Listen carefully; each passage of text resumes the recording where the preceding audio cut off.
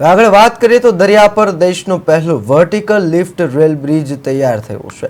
Railway મંત્રી અશ્વિની વૈષ્ણવે જે છે આ બાબતની પહેલી ઝલક બતાવી છે। રામેશ્વરમમાં નવા પંજન બ્રિજ પર ટ્રેન 80 કિલોમીટરની ઝડપે દોડશે। આ બ્રિજ પર 2 રેલ પાટા લગાવવામાં આવ્યા છે। રેલવે આઈઆઈટી મુંબઈ પાસે પણ વધુ ચોક્કસ તપાસ કરાવી છે।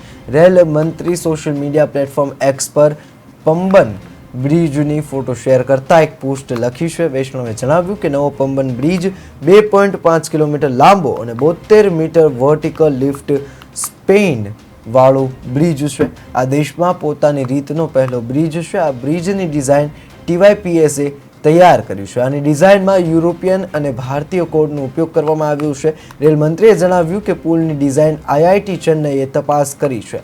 આ સિવાય જે છે રેલવે આઈઆઈટી મુંબઈ પાસે પણ વધુ ચોક્કસ તપાસ કરાવી છે। અશ્વિની વૈષ્ણવે રામેશ્વરમમાં બનેલા પંબન બ્રિજને એક આધુનિક એન્જિનિયરિંગ ચમત્કાર જણાવ્યો છે। તેને કહ્યું કે આ પ્રોજેક્ટ એક મહત્વપૂર્ણ અપગ્રેડેશન છે જેને ઝડપ, સુરક્ષા અને ઇનોવેશન માટે તૈયાર કરવામાં આવ્યું છે।